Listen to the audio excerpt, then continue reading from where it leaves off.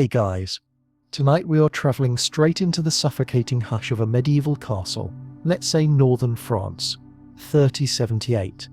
The sky is pitch black, thick stone walls pressing in, torchlight stuttering down a spiralling stairwell. Somewhere beneath the endless banners and family crests, in a cramped room thick with the scent of blood, lavender and boiled wine, a young woman strains in labour. You're here, standing in the shadows, pressed between the cold wall and a sweating midwife, the air close and secret.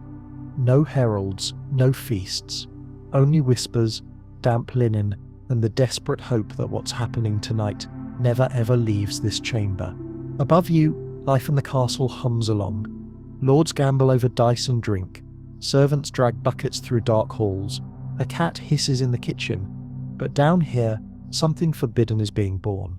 You hear it, a single sharp cry of a newborn, instantly muffled. The woman, maybe a kitchen girl or a highborn lady, bites her fist to keep from sobbing.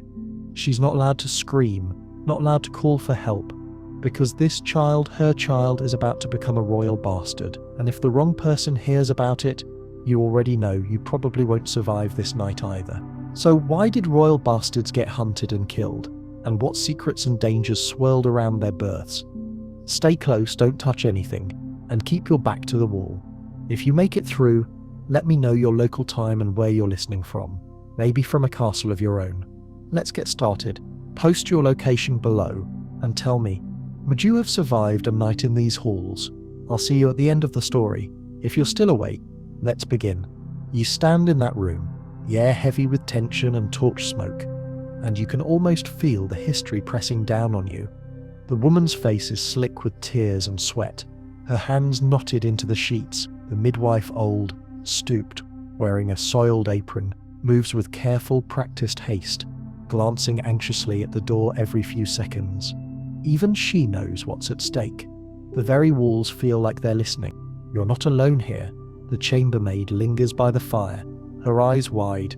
The second midwife fumbles with a vial of something sharp-smelling vinegar maybe, or a drop of spirits to wash the newborn clean. This isn't the kind of birth you see in tapestries or hear about in noble ballads. There's no celebration, no proud father waiting with gold coins, no priest with holy water, just a mother who may not live to see her child grow up and a child who may not survive past sunrise. Why all the secrecy? It's simple, but deadly. In this world, blood is everything. A legitimate child means power, land, alliances. A bastard? Scandal, threat.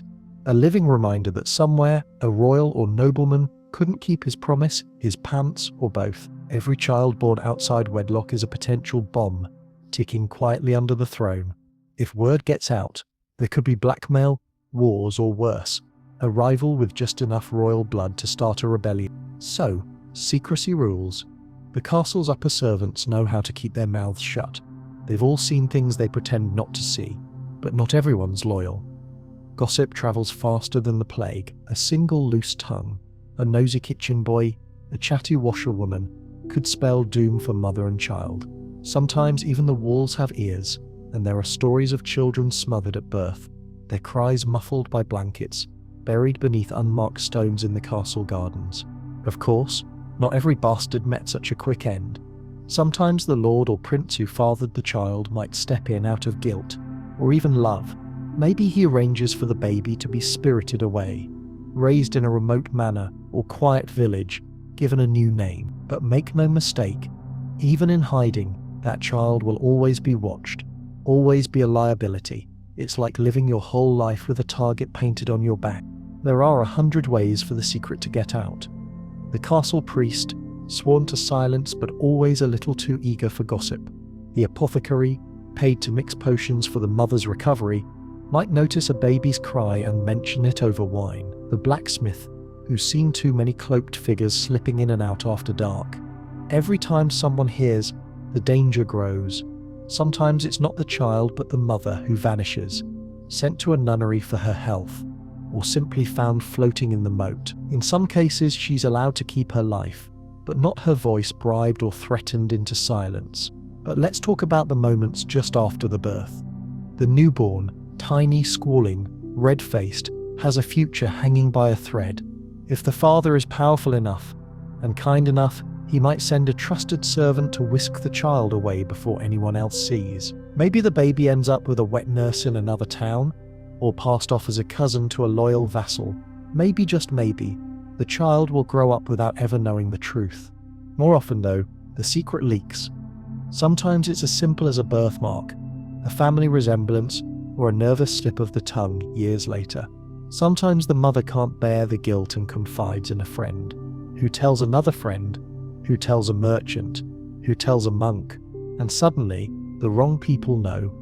When the threat becomes real, when it looks like this bastard might pose a danger to the real heirs, the hunt begins. If you listen hard, you'll hear the sounds of that hunt even now. Boots on the flagstones, a door creaking open, a muffled gasp. Maybe a soldier with a kind face looks the other way, or maybe he does what he's told and there's one less problem for the royal family to worry about. The records are full of gaps, missing names, erased dates, sudden deaths blamed on fever or bad air. The truth, usually much uglier, but every now and then, a bastard survives. Maybe they're sent to live with distant relatives in the countryside, their story whispered but never spoken aloud.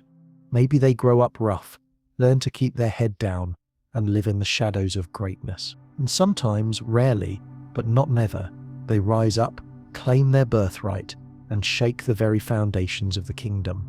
Don't get too excited though. History is mostly written by the winners, and for every bastard who makes it, there are a dozen more who don't even get a name. If you're standing here in this smoky secret room, your best bet is to stay quiet, stay invisible, and pray you're not remembered. If you're lucky, maybe someone will say a prayer for you. If you're really lucky, maybe you'll live to see another sunrise. The night wears on.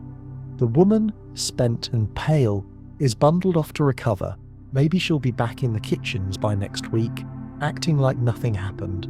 The midwives clean up, careful to burn the bloody linens. The baby is swaddled, his face hidden. You follow as the trusted servant slips out the back stair into the misty pre-dawn. It's not over, not by a long shot. In this world, secrets like this are never really safe. Upstairs, the castle goes on, feasts, laughter, power games. But down here, in the hush and the shadows, you know something the world above does not. Next time you hear the words, royal bastard, remember, every one of those stories started in a room like this, with a mother praying for mercy and a child born under a curse. You shiver and step out into the cold corridor, the stone beneath your feet echoing your heartbeat. That was just one night, just one secret. And in medieval Europe, there are thousands more. Forward from that hidden chamber, out into the corridor that smells of old candles and stone dust, and already you're aware of how thin the line is between survival and erasure. Above you, banners with lions and fleur-de-lis flutter in a chilly draft, and you catch the echo of voices, nobles laughing in a hall where every seat means power. You're in a world built on bloodlines, and suddenly it's painfully clear the rules of inheritance are what keep all these people awake at night. Let's follow the thread upstairs, through the creaking stairs and out into the light of the great hall. The sunlight comes through high windows, turning the motes of dust into gold, but don't get distracted by the pretty view. Right now, a lord is arguing with a scribe over parchment scrawled with names and lines, genealogies, inheritance claims, secret marriages. Here's what you notice. In medieval Europe, inheritance isn't just about who gets the family silver or the best horse. It's about power. It's about who rules, who lives, who dies. Everything depends on the right blood, or at least on everyone agreeing that it's the right blood. Which brings us to the true horror for the noble class. A bastard, especially a royal one, is a wild card that could bring the whole house down. Imagine you're a prince, with 3 legitimate sons, and 1 rumoured bastard, lurking out in the countryside. That's 1 potential claimant to the estate. 1 more person who, with enough swords and whispers, might someday gather a crowd and say, I'm the real heir. Even the rumour of illegitimate blood can be enough to start a feud. Brothers have killed each other for less. Dukes have disowned daughters and buried secrets for the sake of a clear succession. If the inheritance isn't clean, if there's even a whisper that the firstborn isn't truly the king's or that a bastard might be in the running, It could mean civil war. You watch as two noblemen in stiff velvet cloaks argue in the hall. They're careful with their words, but you can feel the anxiety thrumming beneath every sentence. Is it true, one whispers, that Lady Margot's boy was seen with the king? The other shrugs, eyes darting around, but you notice his hand trembling as he folds his document. This is how wars begin, not with swords but with rumours. If you could read these parchments, you'd see the tricks and manoeuvres that families used to keep their bloodlines pure. Secret marriages were declared valid or invalid by powerful bishops. Testimonies were bought and sold. And if that didn't work, sometimes all it took was a conveniently timed accident to make sure the line stayed clear. Lawyers and priests, not just knights, were the weapons of choice. Inheritance laws varied from kingdom to kingdom, but in most places, bastards had no legal claim. That was the theory, anyway. In practice, enough money or power could bend the rules. There are stories, endless stories of noblemen acknowledging their favourite bastard sons and gifting them lands, only to see the rest of the family erupt in fury. Occasionally, kings would go so far as to legitimize a bastard, declaring him a true heir. These moves could bring peace or start a war. But don't be fooled. Even when the law was clear, the reality was anything but. When a powerful man died, his lands and titles didn't just pass quietly. Rival claimants would crawl out of the woodwork, waving rings or lockets as proof of royal favour. The ones with the sharpest swords or the best lawyers usually won. But sometimes the ones with the darkest secrets did. You move through a corridor lined with portraits, the faces staring down at you with cold suspicion. Every family here has a story, sometimes whispered, sometimes written in blood, about a bastard who tried to claim a title. In Castile, France, England, Burgundy, all across Europe, kings and dukes spent as much time worrying about bastards as they did about enemies on the battlefield. It gets even messier when you realise how many people stood to gain or lose from these disputes. If you're the legitimate heir, you see every bastard as a threat, a reminder that your own position might not be as secure as you'd like. If you're the bastard, every day is a test. Will today be the day someone tries to poison your food, or will you wait to find yourself the target of a bandit attack that just happens to take place outside the city walls? Sometimes it was the mothers who suffered most. If a woman was rumoured to have born a bastard, she might be cast out, locked in a convent, or simply disappear. Her other children, legitimate or not, would suffer too, and if she was of high birth, her disgrace could ripple through the entire family. It's a high-stakes game, and almost nobody wins. Now, you might wonder, why didn't they just let it go? Why so much fear over a single child? The answer is simple. Because in medieval Europe, the future was always uncertain. A plague could wipe out an entire family in a month. Wars, accidents, mysterious illnesses. Death was always waiting. That meant every possible claimant to the family lands had to be accounted for, or erased. So, the rules became stricter. Documents had to be signed and witnessed. Priests had to swear to the legitimacy of marriages.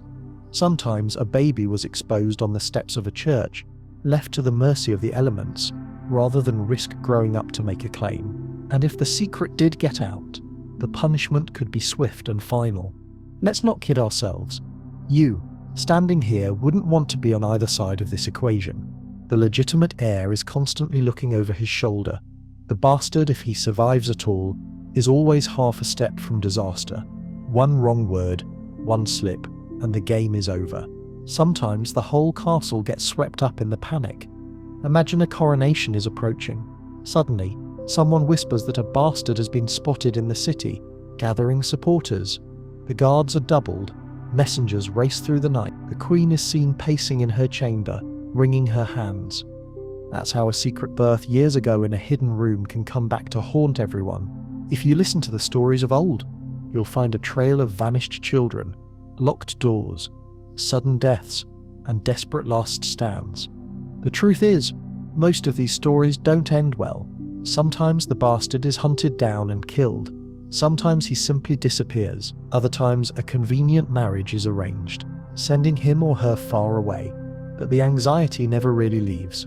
Even now, centuries later, families still hide embarrassing secrets, test their children's faces for royal features, and worry about the skeletons in their genealogical closets. So if you're ever handed a dusty scroll with your family tree on it, be careful. There might be more than just names and dates hidden in those lines. Sometimes, what's left off the page is far more dangerous than what's written. The night grows colder, and you find yourself thinking back to that first secret birth, the woman trembling in pain, the child crying softly in the dark. Maybe you're starting to realize just how fragile all this power really is. The next time someone tells you that bloodlines are everything, remember the stories whispered in these halls. In medieval Europe, sometimes it only took one secret, one rumor, or one birth in the wrong bed to change the fate of a kingdom. You drift away from the echoing great hall and into a quieter corner of the castle, where the smell of incense and candle wax thickens the air, a sure sign you're approaching the chapel. Here, you discover the next piece of this bloody puzzle: the role of the church, a power even kings sometimes feared. In medieval Europe, nothing was ever as simple as right or wrong, legitimate or not. It was all tangled up with faith, politics, and who could pay the best bribe. You ease open the heavy wooden door. Stone saints stare down at you, eyes blank. An old priest kneels before the altar, muttering prayers in Latin, but don't let his piety fool you. The church may preach morality, but behind closed doors it is as ambitious and as hypocritical as any royal court. It's a running joke among the nobility. You can buy anything from Rome if your purse is heavy enough. This is as true for legitimacy as it is for absolution. You know that famous line, "What God has joined together, let no man put asunder." In practice, what gold has joined, God often conveniently forgets. Let's get real. The church's stance on bastards is, officially, clear. Canon law says only children born within wedlock are legitimate. Bastards are denied inheritance, sometimes even the sacraments, and definitely the right to take church office. Yet that's only the start of the story, because churchmen from bishops to the Pope love to play both sides. Imagine you're a powerful noble with a troublesome bastard son. Technically, he can't inherit your title, but let's say you have gold, connections, or maybe a dirty secret about the local abbot. Suddenly, the rules can change. With enough money, you can buy a papal dispensation, a slip of parchment with a fancy seal that magically wipes away the stain of illegitimacy. That bastard, once a liability, might now be your backup heir, your miracle child, or at least less likely to end up dead in a river. Of course, not every family is rich enough to buy off Rome. For the lesser lords and penniless knights, the church's judgments can be a death sentence for their children. If you're poor, the priest lectures you on sin and shame. If you're rich, he offers you forgiveness at a price. There's a reason people used to joke that even the devil himself could become pope with the right donation. But the hypocrisy goes deeper. The church itself is full of bastards. Some of the most powerful bishops and cardinals are the sons of kings, dukes, or even popes. In fact, entire lines of cardinals were known to be nephews, the polite code for illegitimate sons. In a delicious bit of irony, some of the most passionate defenders of canon law are themselves living proof that those laws are only for the little people. You lean against a cool pillar, half listening as the priest drones on about original sin, and you can't help but notice the irony. The very institution that bans bastards from inheritance is packed with their descendants. But let's get back to our story. The church is more than just a roadblock or a backdoor for legitimacy. Sometimes, it's a shield. If a bastard is in real danger, say the target of a rival heir or a vengeful queen, the safest place to hide is a monastery or convent. Cloisters are full of forgotten children, shorn of their hair, given new names, and told to pray for the rest of their lives. In theory, they're safe from the world. In practice, it's another kind of prison, a velvet cage if you're lucky, or a stone one if you're not. If you're paying attention, you'll spot a few more quiet arrangements. Sometimes noble families cut deals with local abbots. Take my son, he'll be a monk, a scholar, a silent mouth at your table. Just don't let him wander off or write too many letters. Sometimes, it's less about mercy and more about containment. A bastard locked away in a monastery can't gather troops, can't challenge for the throne, can't even marry and make more problems. It's not all doom and gloom though. Every now and then a clever or charismatic bastard rises through the church ranks, becoming an abbot, bishop, or even rarely a cardinal. They wield spiritual power instead of a sword. But don't kid yourself, it's just as deadly. Medieval Europe is full of sermons with poison tips. And there are other, subtler ways the church plays kingmaker. Take the custom of legitimation by subsequent marriage. If a nobleman marries his mistress after their child is born, the church can, in certain places and times, declare the child legitimate. All it takes is the right paperwork, some witnesses, and a hefty donation. This loophole has started wars, saved dynasties, and driven ambitious mothers to desperate lengths. But what happens when even the church can't help? What if the secret is too big, or the family too poor, or the scandal too juicy? Then the priest may become a hunter himself. Confessions overheard, letters intercepted, mothers blackmailed. The church is as good at keeping secrets as it is at exposing them, depending on which side of the altar you're standing. You wander into the sacristy, a cramped room lined with vestments and dusty ledgers. You imagine a bishop here, reading a desperate letter. "My lord, I beg you, hide my son. The queen suspects." Maybe the bishop says yes. Maybe he says no and pockets the gold. Maybe he sends the letter to the queen instead, hoping for a bigger reward. It's a dangerous game, and the stakes are always life and death. Don't forget, the church isn't just a backdrop, it's an active player. When two claimants battle over a throne, the Pope's blessing can mean victory or exile. Bastards, even royal ones, often try to win over powerful churchmen, hoping for legitimacy, or at least protection. Sometimes they succeed, sometimes spectacularly they don't. And all the while the peasants watch from afar, whispering in the taverns and fields. They know that the church preaches purity, but lives by profit. They know that some abbots were born in the hayloft, not the manor. And they know that at the end of the day, a bastard is only as safe as his father's wallet, or his own cunning. You slip out of the chapel, past a group of choir boys rehearsing a hymn. The sound is pure, but the world outside is not. In medieval Europe, faith is both shield and sword.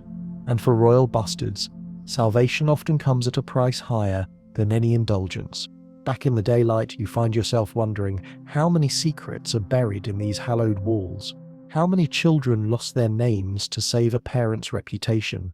How many bishops grew fat on the gold of frightened noblemen? And how many stories, half remembered, echo still in the dust motes swirling beneath the painted saints? If you ever hear a churchman denounce a scandal, remember, his family tree might be just as twisted as any king's. The sun slants through the cloister arches, warming the stones. In the distance you hear the bells for vespers, a reminder that for every sin there is a ceremony, for every bastard a prayer, and for every secret a price. The bells fade into the late afternoon hush, and you make your way back toward the castle's living quarters, a place buzzing with unseen tensions, little alliances, and a constant undercurrent of fear. The longer you linger here, the more you realize how crowded these royal courts are, not just with titled sons and daughters, but with all the children a king or nobleman could father on the record, or otherwise. Let's walk with you into one of those cluttered antechambers, where courtiers gossip and scurry, and take in the scene, the king. Let's call him Charles for tonight, though the name could just as well be Henry, Louis, or Ferdinand. Leans back on a padded chair, surveying a collection of gifts, petitions, and nervously smiling servants. The Queen sits nearby, face fixed and serene, hands white-knuckled around a goblet. All seems calm on the surface, but you can feel the tension as keenly as if it were a drawn sword. This is the world where the problem of too many sons comes alive. For every legitimate heir, there might be a handful or a whole handful of handfuls of bastards, all scattered around the countryside. Some are tucked away in manor houses, some in monasteries, some openly acknowledged as natural sons, a convenient phrase, like calling a cannonball a gentle nudge. Some kings are famous for it. Take Henry I of England, who acknowledged over 20 illegitimate children, enough to staff a small castle with nothing but his own offspring, half of them named Matilda, for extra confusion. You spot one such bastard, a boy of 10 or 11, hanging close to the back of the hall, eyes sharp and hungry. Maybe he knows who his father is. Maybe everyone does, but no one speaks of it. He wears clothes a little finer than the other servants, but not fine enough to mix with the real prince. He listens more than he speaks, learns to move quietly, laughs only when it's safe. What does a king do with all these children? It's not just a problem of propriety. Every extra son, especially one with royal blood, represents a risk. He's a pawn in political games, a hostage for alliances, a possible threat if he ever gets ambitions of his own, in a land where bloodlines mean everything. Even a rumor that a bastard might be planning something is enough to send the household into a panic. You see it play out in the king's eyes as he glances at the cluster of young men near the door. The eldest, the official heir, stands tall, chest puffed, but the king's gaze flicks to a dark-haired youth standing a little apart, the spitting image of his majesty in younger days. The queen notices too, and her lips tighten. That's the kind of moment that can shape a kingdom's fate. A flicker of recognition, a single whispered word, bastard. Too many sons, too many dangers. If the legitimate heir dies, who inherits? If the heir is weak, or unpopular, or childless, will the court rally around an ambitious bastard? These questions have led to poisonings, kidnappings, outright murder. There are tales hushed, never written, of boys sent away for their education who never return, of accidents on the hunting field, mysterious illnesses, sudden shipwrecks that only take the wrong child. But sometimes the threat is less direct and more insidious. Imagine the king needs an alliance with a neighbouring power. He might offer one of his bastards as a diplomatic pawn, married off to a minor noble, sent as a hostage to ensure a treaty, or planted in a distant abbey where he can't cause trouble. It's a game of chess, and every bastard is a piece, often sacrificed for the sake of the crown. Not every king is cold-hearted. Some feel a real affection for their illegitimate children. You hear stories of royal bastards raised almost like real sons, educated, given lands, trusted with delicate missions. But the affection never outweighs the politics. The moment a bastard becomes too popular, too talented, or too close to power, the danger grows. You picture the young men at court, learning this lesson early. Never outshine your legitimate brothers. Never gather too many friends. Never let your ambitions show. If you do, you're likely to end up in a shallow grave or a faraway cell. It's not only the sons who suffer. Daughters born out of wedlock have their own perils. While a boy is a potential threat to the throne, a girl can be used as a tool for alliances, or, more grimly, as a way to spread the king's influence without leaving a trace on the family tree. Married off to loyal knights, foreign lords, or even wealthy merchants, these girls carry royal blood but are rarely allowed to forget their origins. In the bustling life of the court, every illegitimate child learns to walk a tightrope. Too much attention is fatal, too little, and you're forgotten. The servants gossip. Did you see how Lady Anne's boy looks at the prince?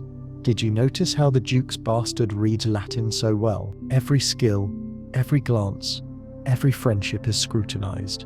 Sometimes a bastard's only safety is in mediocrity, in being just clever enough to be useful, never so clever as to be dangerous.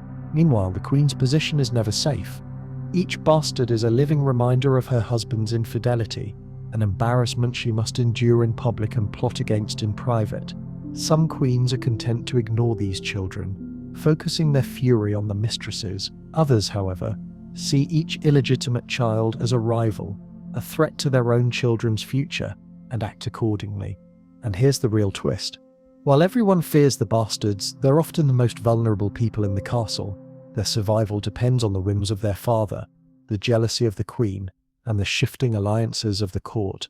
The moment they're seen as expendable, they disappear. Still, a few manage to navigate the labyrinth. They become soldiers, priests, courtiers, or very rarely, legends. But for most, life is a series of close calls, close shaves, and closed doors. They are shadows at the feast, names not quite spoken, faces always half in darkness. One last image before you move on: a king in his chamber, surrounded by the laughter and intrigue of court, pausing for a moment to look out the window at a figure walking alone in the garden. A bastard son, exiled by necessity, loved from afar, feared up close. It's a story as old as monarchy, and in medieval Europe it was repeated.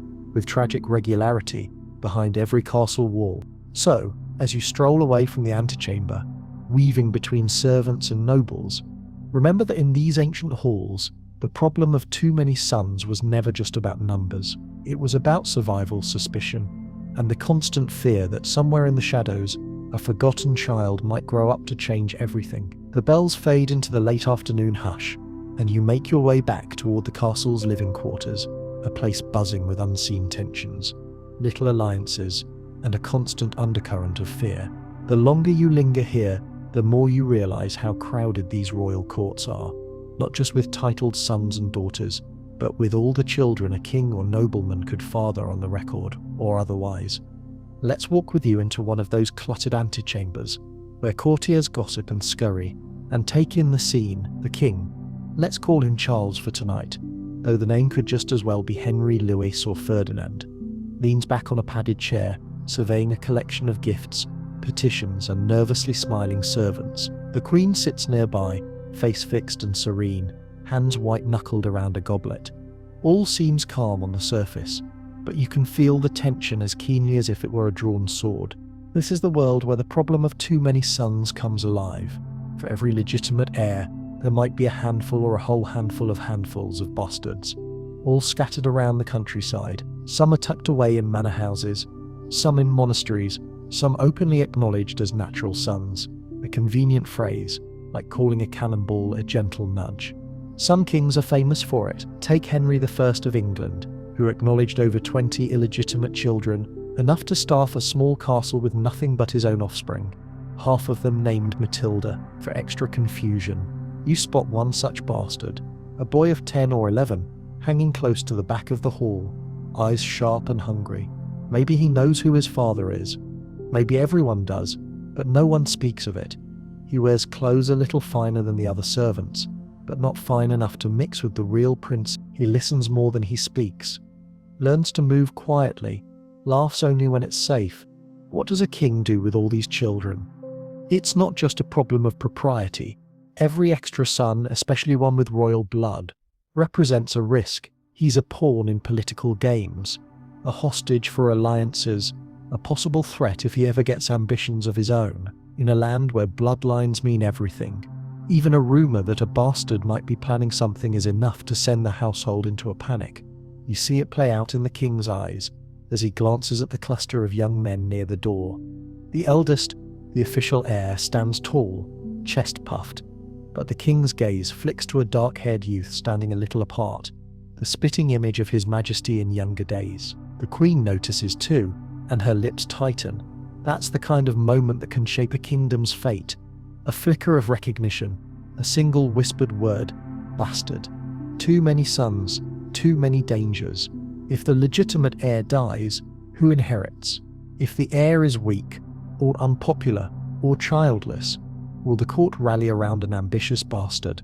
These questions have led to poisonings, kidnappings, outright murder. There are tales hushed, never written, of boys sent away for their education who never return, of accidents on the hunting field, mysterious illnesses, sudden shipwrecks that only take the wrong child. But sometimes the threat is less direct and more insidious.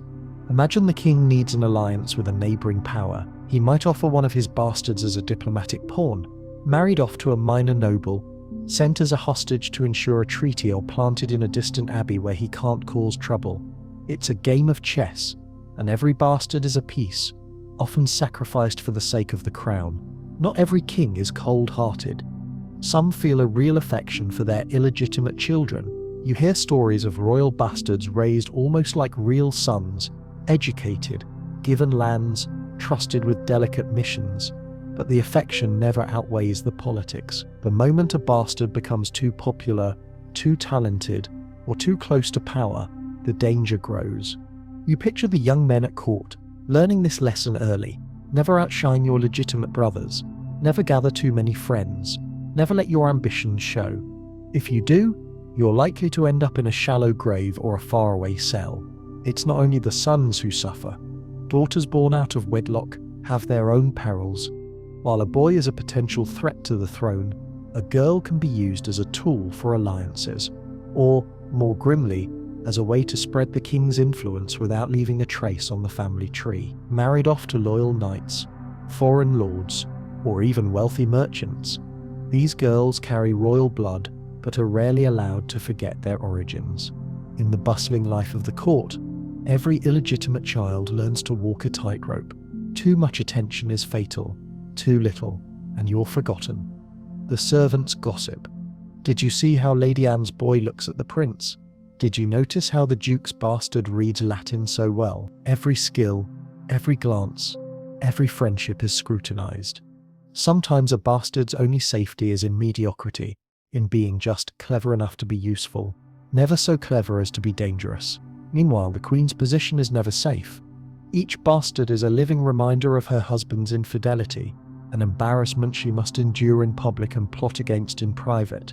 Some queens are content to ignore these children, focusing their fury on the mistresses. Others, however, see each illegitimate child as a rival, a threat to their own children's future, and act accordingly. And here's the real twist. While everyone fears the bastards, they're often the most vulnerable people in the castle. Their survival depends on the whims of their father, the jealousy of the queen, and the shifting alliances of the court.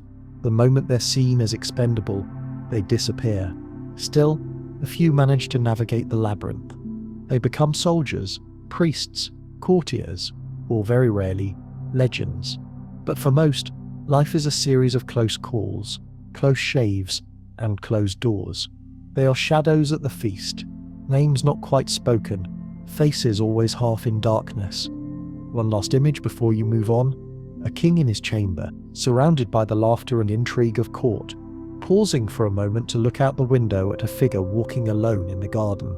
A bastard son, exiled by necessity, loved from afar, feared up close. It's a story as old as monarchy, and in medieval Europe it was repeated, with tragic regularity, behind every castle wall. So, as you stroll away from the antechamber, weaving between servants and nobles, remember that in these ancient halls, the problem of too many sons was never just about numbers. It was about survival, suspicion, and the constant fear that somewhere in the shadows, a forgotten child might grow up to change everything. Now, let's follow you deeper, through a corridor of stained glass saints and over tapestries that swallow your footsteps, to where the real intrigue pulses, the domain of noble mothers and their dangerous seductions. If you think the fate of royal bastards was decided only by men, think again. Tonight you're stepping into the lives of the women behind the whispers, the noble women, servants, and sometimes even queens themselves, whose bodies became battlegrounds for ambition, vengeance, and survival. The story always begins quietly. Imagine the queen's chambers, softly lit by beeswax candles, windows thrown open to the chilly air. A lady in waiting, barely 16, face pale, eyes bright, stands at the window watching for a shadowy figure approaching across the gardens. Her heart pounds. The king's cloak is drawn up, his hat low. When the moment is right, she slips out, and for a few hours, rank and rules dissolve. Or maybe you're in a bustling kitchen, the air thick with roast goose and boiling ale. A stable hand, caught in the king's wandering gaze, is summoned up to the gallery under the pretense of carrying a heavy parcel. Within weeks, a new life begins to stir, unplanned, unwanted by some, coveted by others. The motives behind these liaisons are rarely as simple as lust. For many women, catching the eye of a royal could mean escaping poverty, securing gifts, or if luck was truly on their side, a chance for their child to rise above the mud. For noble women, it might be a gambit in a larger game. If your husband is weak, if your family needs leverage, the king's favor is the deadliest of tools. A noble woman's womb could forge alliances, provoke scandal, or bring down a rival house. But the risks were staggering. Discovery could mean disgrace, exile, or even death. If the affair produced a child, the danger multiplied. From the moment a noble mother knew she was pregnant, every day was a wager with fate. Some women, steely clever, turned the threat into an opportunity. They kept their pregnancy secret, confiding only in loyal servants or family priests. They bribed midwives, hid in remote estates, or faked illnesses to explain their sudden absence from court. If the king acknowledged the child, she might receive gifts or lands. Sometimes, If she was truly shrewd, she'd use the child as a bargaining chip, offering silence, support, or even blackmail in exchange for safety or power. But the world was rarely kind to ambitious women. For every mother who won a small victory, there were dozens who paid a steep price. The Queen's rage was often merciless. Even the mere suspicion of an affair could doom a woman's reputation. Jealous rivals spread rumors, letters were intercepted, servants tortured for confessions, apothecaries pressed for remedies that were anything but innocent. It was not uncommon for noble women to die in childbirth, the result of isolation or crude attempts to end a pregnancy. Some fell mysteriously ill, succumbing to subtle poisons slipped into wine or bathwater. There were tales, always whispered, never proven, of babies born healthy one night and found cold the next morning, as if the castle itself had decided to erase the evidence. Even more quietly, some mothers took desperate measures to save their children. You might witness a noblewoman bribing a priest to falsify baptism records, or swapping her baby with a stillborn from a peasant's hut, allowing her child to grow up under a false name. In rare cases, a mother would send her newborn far away, sometimes across borders, sometimes to a convent, hoping that distance would provide the protection her position could not. Let's not forget the serving girls and lesser-born women. For them, pregnancy by a royal was as much curse as blessing. While a noblewoman might hope to parlay her child into security, a peasant girl faced almost certain ruin. She might be given a handful of coins and a warning to vanish. Or else, well, accidents happened. Drownings in castle wells, fevers that spread too quickly, and runaways who never made it far were all grimly routine. But the stakes weren't just personal. In the ruthless world of medieval court politics, a bastard's existence could tip the scales of power. If a noblewoman's family was rising, her bastard might be quietly welcomed, offered a future as a courtier, soldier, or cleric. If her family was falling, that same child could be branded a traitor before he'd learnt to walk. The mother's fate, the family's fortune, and the bastard's survival were all bound in a web of secrets, lies, and calculated risks. And sometimes, it wasn't just about survival. There were women, unusually bold or desperate, who plotted to use their children as tools of revenge or ambition. A spurned lover might reveal her secret at a crucial moment, undermining the king or another noble. A clever mother might present her son in court, just as a rival's legitimacy was questioned, throwing doubt into the succession and sowing chaos in the halls. Meanwhile, the queen herself was not without power. In some cases, she turned her fury on the mothers, ordering their exile, imprisonment, or even quiet execution. In others, she sought to destroy the children, directly or indirectly. Yet sometimes a queen would forge an uneasy alliance with a rival mother, using the bastard's existence as leverage against the king or another enemy. In this shadowy dance, alliances shifted quickly and trust was always in short supply. Amid all this, the child's experience was often harrowing. Imagine being the son or daughter of a king, yet forbidden from ever acknowledging your father's embrace in public. You grow up, watched, whispered about, never quite safe. Your mother is both protector and jailer, constantly warning you to keep your head down. Your very existence is a secret weapon, one that might be wielded at any moment by any hand. Yet, in rare cases, the mother's gamble paid off spectacularly. A king's affection for a particular mistress or child might turn a bastard into a lord, a bishop, or even if luck, fate and a few conveniently dead brothers intervened. A king. But for every such rise there are 100 tragedies buried in castle cemeteries and nameless graves. As you walk the echoing halls, you sense the ghostly presence of these mothers, noble and common, ambitious and terrified. The walls are heavy with the weight of secrets kept and children lost. In this world, a woman's womb could You pause in the shadow of a grand spiral staircase, listening to the muffled chatter drifting down from the royal chambers. There's tension in the air tonight, a tension that settles over the court every time a new rumour flickers through the halls. The queen is restless. Her ladies whisper behind their hands, glancing toward the kitchens and the servants' stares. Someone has heard or claims to have heard that a certain woman's belly is rounding. In this castle, such news is as dangerous as any sword drawn in anger. This is the hour when queens and their allies step into the deadly dance of palace intrigue. You're about to witness a side of royalty that is rarely sung about in ballads, the side that plots, poisons, and eliminates. The history books are filled with stories of kings and their mistresses, but what about the queens? In the game of succession, queens wield their own kind of power, a quiet, often ruthless force that shapes the very line of kings. You slip through a side door and find yourself in a private gallery, where the queen sits cloaked in candlelight, surrounded by trusted advisors. Her mother, a shrewd old countess, her confessor, stern-faced and silent, a handmaiden whose loyalty was purchased years ago. Their conversation is low and intense, the words floating just above a whisper. Here's the harsh truth. When a queen suspects that a rival's child might one day threaten her own, she doesn't just stew in jealousy, she acts. Sometimes the methods are subtle, a shift in household assignments, a sudden illness among the staff who attend a pregnant maid. Sometimes they are shockingly direct. A rival mother might find herself exiled to a distant estate where the midwinter cold is said to cure all troubles, or invited to a convent from which she never emerges. But when a secret birth is imminent or has just occurred, the most chilling plots are set in motion.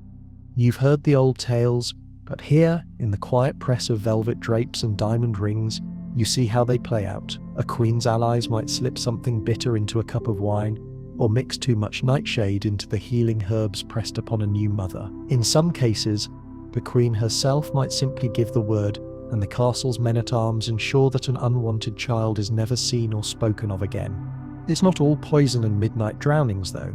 Some queens are masters of plausible deniability. They commission accidents, staircases left slippery, windows mysteriously open on stormy nights, falconing trips that never return. More than one bastard child or their mother has vanished into thin air, and if anyone asks, the answer is always a sad shake of the head and a well-rehearsed sigh. Such a tragedy. Fever takes so many in the winter, does it not? In rare moments, the queen's wrath is focused not on the mother or child, but on the king himself. You might overhear a sharp exchange behind closed doors, words like shame and disgrace hurled in the flicker of candlelight. Sometimes, a queen pushes for a more public humiliation. The king's mistress is dismissed in disgrace, her family ruined, her name struck from the records. The queen ensures that her own children are presented at every banquet and church service, bright and healthy reminders of their unchallengeable legitimacy. Yet, as you watch these dramas unfold, you realize that the stakes are never just personal. Every act of vengeance, every erased rival, is a move in the larger game of dynastic survival. A queen's greatest weapon is not always poison, but rumor. The mere suggestion that a child is illegitimate can undermine the strongest heir. Queens have been known to spread tales about the fidelity of rivals, to bribe midwives into misremembering the details of a birth, or to pressure confessors into revealing secrets heard under the seal. Sometimes the queen's agents are shockingly effective. In the middle of the night, a nursemaid might disappear. A page boy is found dead in the stables, or a trusted old physician is suddenly shipped off to a monastery far away. Those who know too much rarely live long enough to speak of it twice. The court quickly learns which topics are safe to discuss, and which are better left to the shadows. Of course, some queens play the long game. They wait, watching as the bastard child grows, careful not to strike until the threat becomes too real. Maybe the child survives infancy, but finds all doors quietly barred as they grow older. Education is withheld, marriage prospects are mysteriously scarce, and invitations to court are rare and chilly. In the end, the queen doesn't need to order a death. She only needs to ensure a life is unlived, a potential threat gradually withered by neglect and isolation. Still, not every queen chooses violence or intrigue. Some are pragmatic, even generous, especially if the king's affair is ancient history, or if the child's mother is already safely married off elsewhere. In such cases, the queen may allow the bastard to live quietly, perhaps even acknowledge them in some small way. But these gestures are always strategic, never sentimental. No queen forgets who her real enemies are, nor does she ever truly let down her guard. You walk the torchlit corridors and sense the ever-present danger. Every servant, Every shadow could be a spy. The tapestry of power is woven with secrets, and queens, no less than kings, must use every thread at their disposal to protect what is theirs. There is, of course, a darker side to all this. The pain and terror of the mothers and children caught in the crossfire. You might glimpse a woman weeping alone in the gardens, a young boy who flinches at every sudden noise. For every queen who triumphs, there are a dozen stories of grief and injustice. Mothers who never see their children again, children who never learn their parentage, lives blotted out because they were inconvenient to those in power. If you stop in the gallery long enough, you might see a painting depicting a serene royal family, all legitimate heirs posed and smiling. But behind that canvas, behind every canvas, are untold stories, secret graves, and a hush that hangs over the great houses of Europe. The Queen rises from her chair, glancing once more at the door to be sure no one has overheard. Her allies melt away into the shadows, ready for the next crisis. For tonight the threat may have passed, but tomorrow it could return, because as long as power is at stake, every rival womb is a potential enemy, and every secret child a danger worth erasing. You move on, haunted by the knowledge that in the world of castles and crowns, love and mercy are often luxuries few can afford. Here, survival requires a heart as cold as winter stone, and the wisdom to know when to strike, and when to simply wait for your enemies to make a mistake. You step back out into the corridor, candle stub in hand, and follow the sounds of laughter echoing from the lower halls.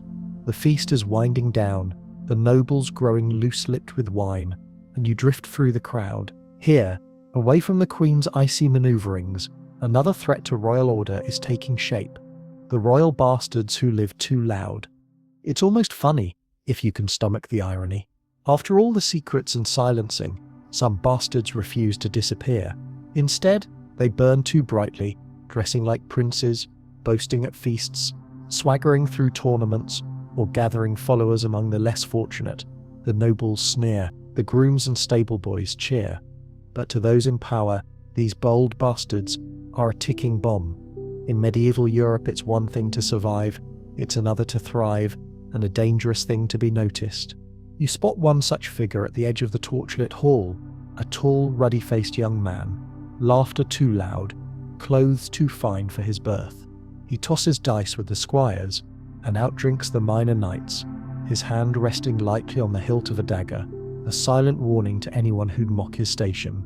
People call him the king's shadow behind his back, but never to his face. He has his father's jaw, his mother's eyes, and a temper to match either. The legitimate princes eye him with a mixture of resentment and fear. Is he just a braggart, or is he collecting favors, building debts, sowing loyalty among the disaffected? In a world where power can turn on a rumor, a bastard with ambition is more than an embarrassment, he's a genuine threat. Take the feasts and tournaments, for example. At every joust or hunt, the bastard rides with conspicuous style, his horse glossy and tall, his armor just a little too ornate. Maybe he wins a purse from the Queen's cousin, or a kiss from a noble lady. Eyes linger, whispers spread. Sometimes he even dares to wear a surcoat in the royal colours, or a crest that hints at his true blood. It's a declaration: I am here, I matter, and I will not hide. Of course the court loves a spectacle. Some of the nobles cheer him on, hoping to see the legitimate heirs squirm. Others feign friendship, eager to hedge their bets should fortunes change. You hear a few bold wags joke that the king breeds better sons in the stables than in the bedchamber. Not a wise thing to say too loudly, unless you want to wake up on the wrong end of a midnight visit from the guards. Beneath the laughter, the knives are always sharp. The Queen's agents watch for signs of rebellion, while the king's favourites keep one hand on their swords. A bastard who draws too much attention may find himself summoned to the king's chambers for a friendly chat. The advice is always the same: keep your head down, stay in your lane, don't outshine your betters. But some refuse to listen. Some fall in love with the game of power, and it's not always the sons. Illegitimate daughters, too, can become notorious. The chronicles tell of bastards who charmed their way into the beds of powerful men, or who use their beauty and wit to weave alliances of their own. A clever bastard daughter might marry well if her father needs a treaty, or if her mother is sufficiently protected. But if she's too clever, too alluring, or too outspoken, she's a danger to be removed. The dungeons and nunneries of Europe are full of women who knew too much or dared too much. The punishment for living too loud varies with the times and the place, but rarely is it merciful. Maybe the king banishes the child to a distant estate. Maybe the queen arranges a quiet accident. A fall from a horse, a drowning in the river. Sometimes a bastard who's risen too high is simply found dead, a knife in his back or a cup of wine laced with something bitter. The chroniclers are always discreet. Taken ill, a tragic accident, perished on campaign. You're left to imagine the truth behind the polite phrase. For the lucky ones, exile is the worst of it. Many are sent to remote castles on the borderlands, out of sight, out of mind. Some are packed off to foreign courts to serve as pawns in diplomatic games. A few, oddly enough, turn exile into opportunity. Far from the glare of royal suspicion, they gather men, raise armies, and carve out fiefdoms of their own. But the most dangerous are those who remain inside the royal orbit. They walk the fine line between favourite and pariah, sometimes protected by the king's affection or a powerful patron. You watch as they gamble and boast, but you also see the tension in their eyes. They know that every word is weighed, every gesture scrutinized. One false step, one misjudged alliance, and their fortune vanishes. Yet, against all odds, some thrive. History remembers a few remarkable bastards who played the game so well that the world couldn't ignore them. They became great generals, poets, diplomats, or even the secret power behind the throne. But even at the height of their glory, their fate was always uncertain. All it took was a change in favour, a new queen, or a rival's whisper to send them tumbling from the heights. You drift from the noisy hall to the quiet of the moonlit courtyard. Here, under the watchful eyes of stone gargoyles, a few bold bastards plot their futures. They dream of more than scraps of seizing castles, forging armies, or claiming crowns. A wind stirs, carrying laughter and fear in equal measure.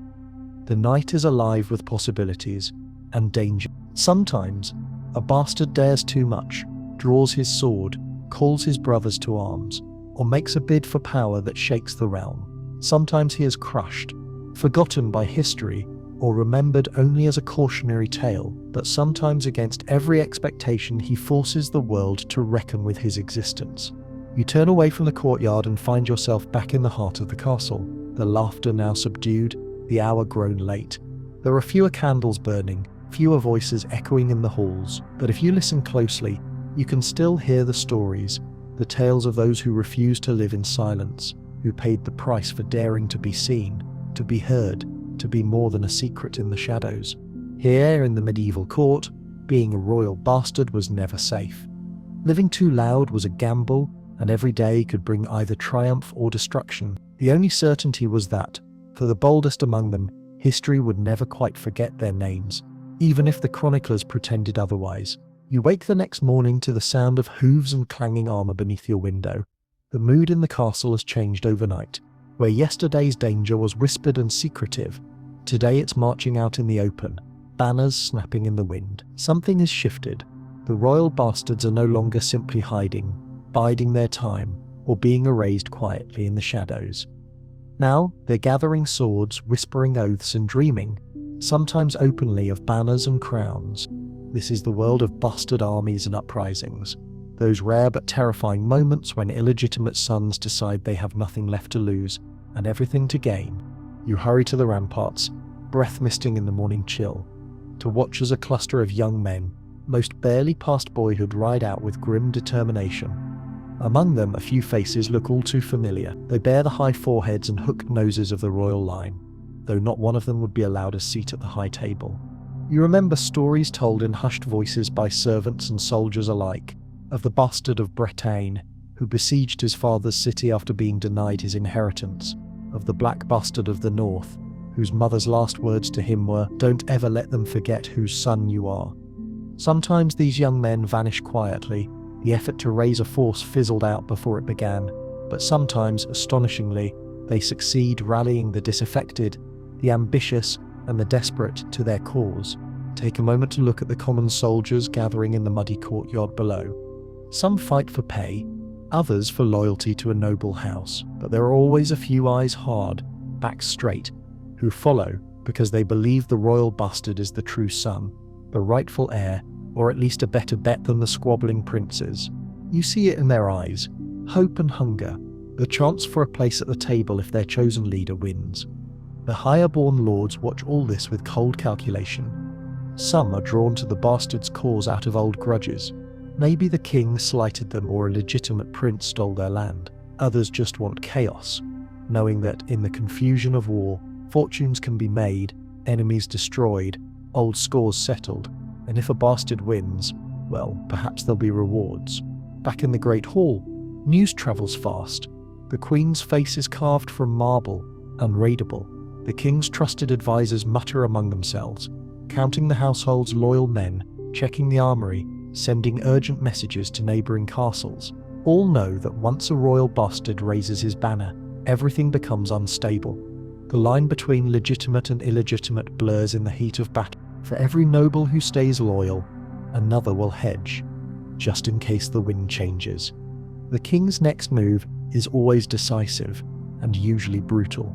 Sometimes the bastard's uprising is crushed before it's begun, his men hunted down in the woods, his supporters tortured for confessions. If he's caught, the punishment is swift, beheading, hanging, or worse. The chronicles are mercifully vague, but the bodies left swinging over castle gates tell the real story. But not every story ends in failure. Sometimes a royal bastard is simply too clever, too popular, or the kingdom too fractured for easy victory. Perhaps the king's own cruelty, or the incompetence of his chosen heir, has made the bastard's cause look like hope instead of treason. You hear tales from beyond the castle walls, peasants whispering that the bastard prince is generous, that he remembers the hungry, that he fights for justice while the king drowns in wine and gold. Some common folk cheer at the mention of his name, others cross themselves in fear. You witness the preparations for battle. In the makeshift barracks, men sharpen swords and polish dented armor. The bastard himself paces, restless but resolute, reciting speeches that blend vengeance and vision. He's just a bastard, one old knight grumbles, but he fights like he was born for it. On the day of battle, you can smell the iron tang of fear and sweat. The bastard's men are outnumbered, poorly armed, but their eyes are bright with desperate conviction. When the trumpets sound, there's a moment, just a heartbeat, when it feels like the world might tilt in their favour. Sometimes, against all odds, it does. There are victories, famous and infamous, where bastards break through the lines, capture castles, or force the king to sue for peace. Sometimes the cost is staggering. Towns burned, villages sacked, fields left smoking in the aftermath. History rarely records these victories with fairness. The official version will call them rebellion, treason, or usurpation, but the people who lived through them know better. For a moment at least, the forbidden bloodline became the blood of kings. After the fighting, there are always reckoning nights. Survivors slink home, mothers weep for lost sons, and the castle's corridors echo with the hurried footsteps of men settling scores. The bastard's fate, whether triumph or ruin, never brings true peace. If he wins, the new king must contend with the legitimacy question forever. His enemies will use it against him. His own followers will whisper, "It was a bastard who wore the crown." If he loses, he is buried in an unmarked grave, or his bones left for crows as a warning to others. But even in defeat, the legend lingers. You'll hear songs sung in secret, and years later, in times of unrest, a mother will hush her child and say, "Once there was a bastard who almost became king. Once the world nearly changed." As you make your way back through the battered, anxious castle, you sense the exhaustion that has settled over everyone. Servants, nobles, soldiers, even the stones themselves. In medieval Europe, a bastard's rebellion is a wound that never fully heals. Every future crisis, every argument over succession, will dredge up at memory. This could happen again.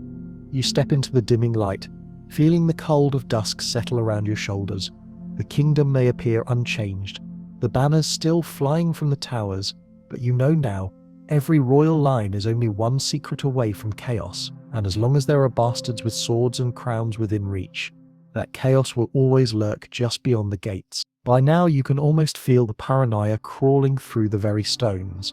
It's in the guarded glances of chamberlains, the extra locks on treasury doors, the nervous twitch of the king's eyes whenever a familiar, sharp-cheeked face appears at court. But if you think the story of royal bastards in medieval Europe is all bloodshed and failure, step back for a moment.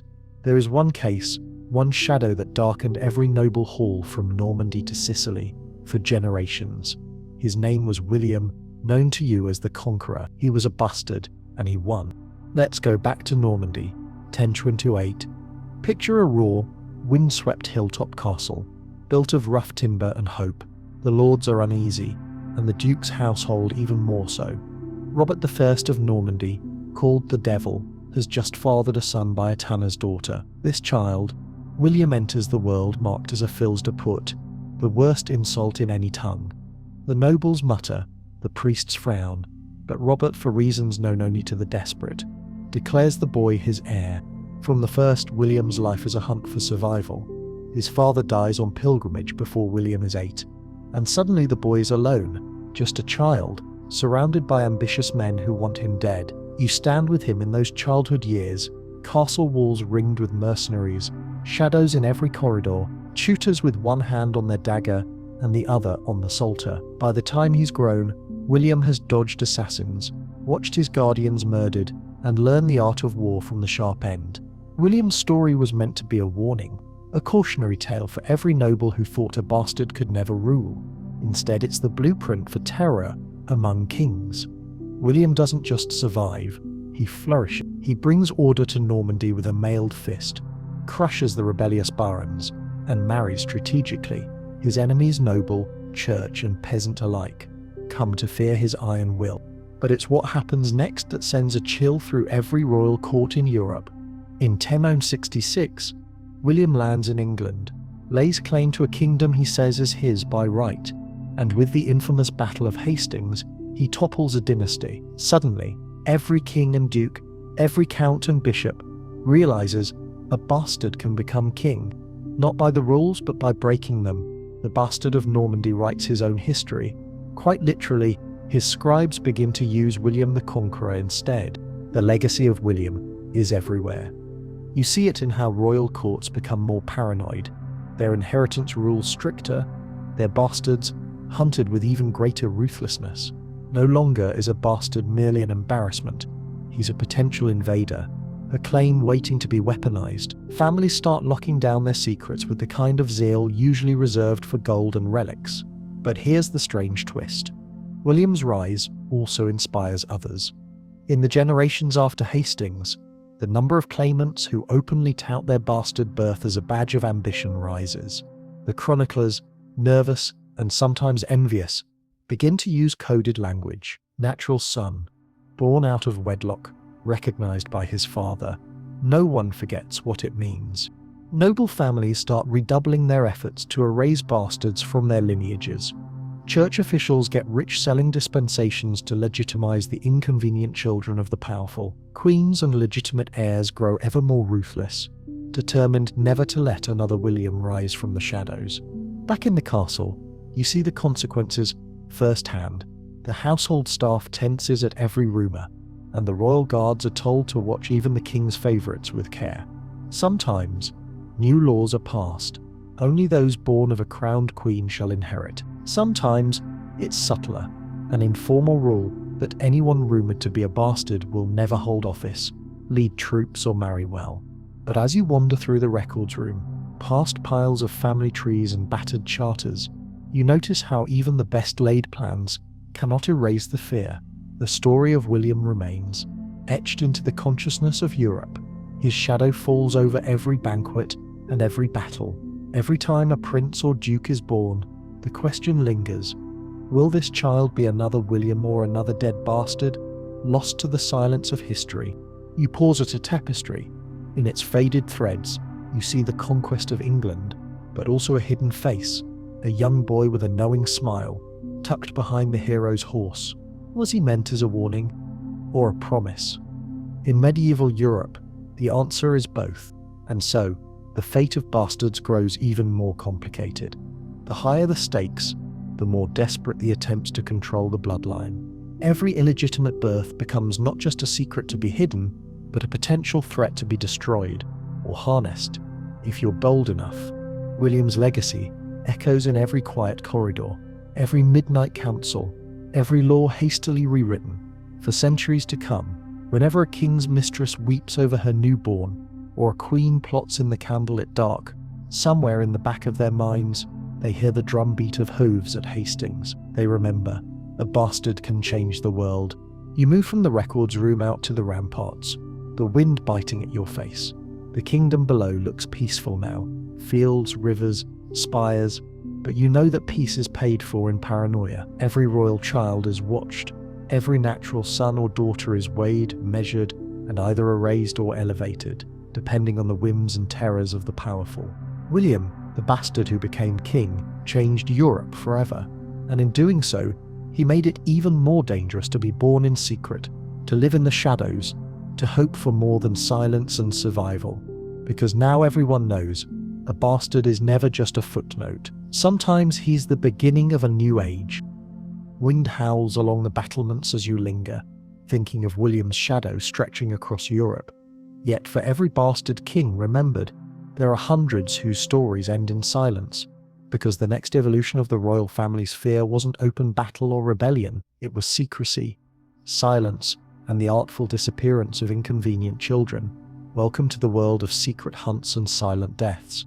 Imagine a grey dawn over the keep, the first rays of sunlight catching the muddy tracks of a single horse leading out of the gate.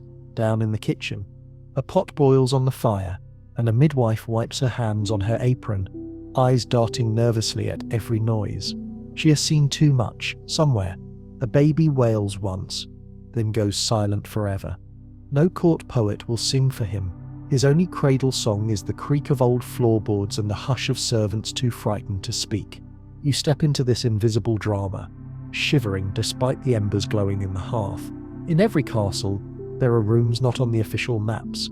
Little cellars behind wine racks, towers with doors nailed shut, garden paths that end in nothing but tangled weeds and unmarked stones. You notice a pattern.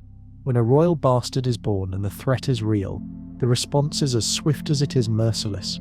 Sometimes, it's a falconing trip for a child barely old enough to walk, one from which only the hawks return.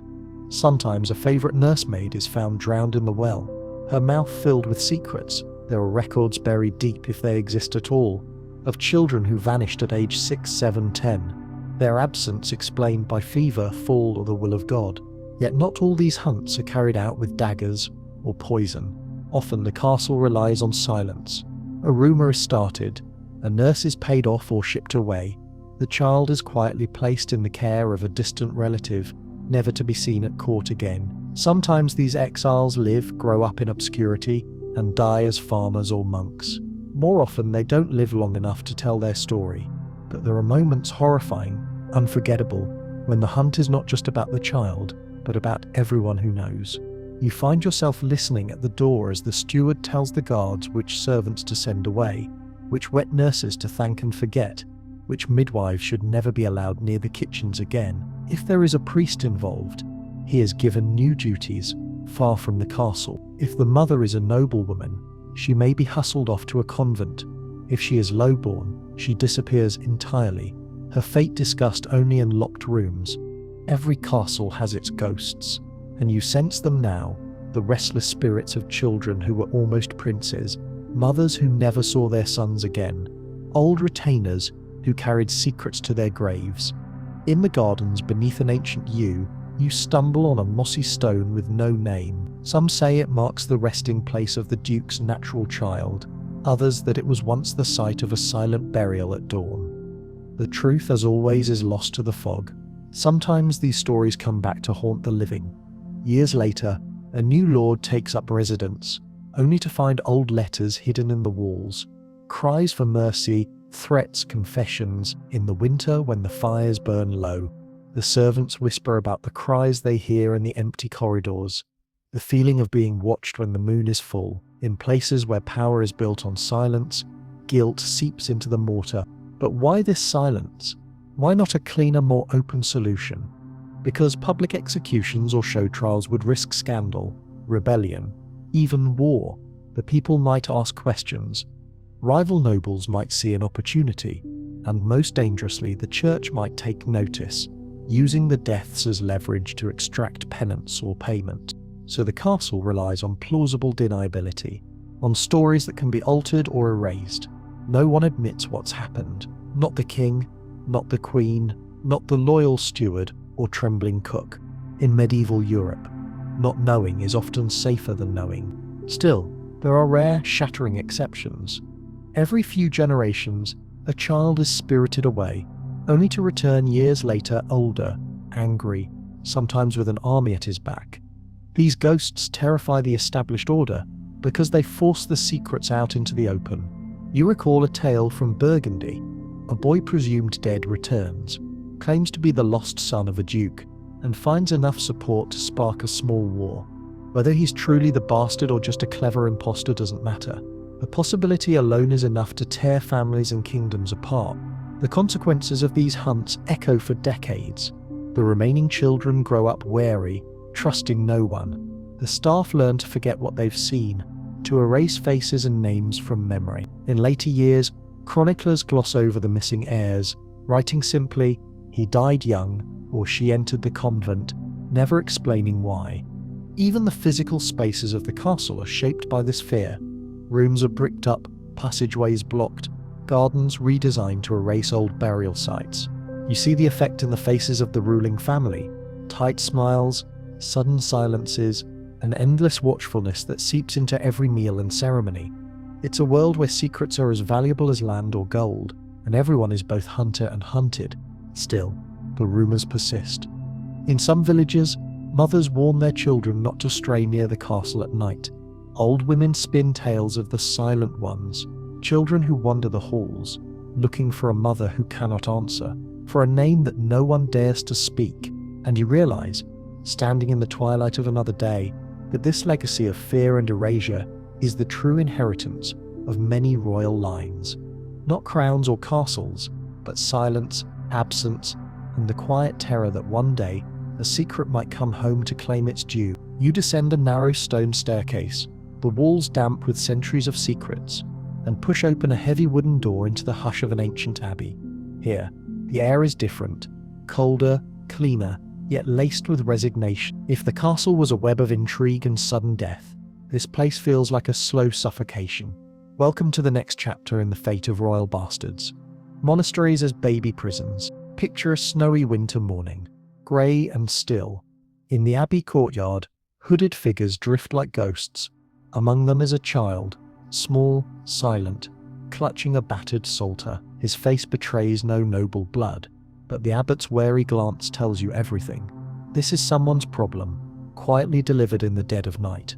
You stand in the shadows as a carriage creaks away down the frostbitten lane. Its rider, a steward or chamberlain, barely looks back. His duty is done. The child has a new name now, a new life mapped out by others. Days of prayer, nights of silence, a future bound by vows he never truly chose. For centuries, noble and royal families used monasteries and convents as a solution for inconvenient offspring.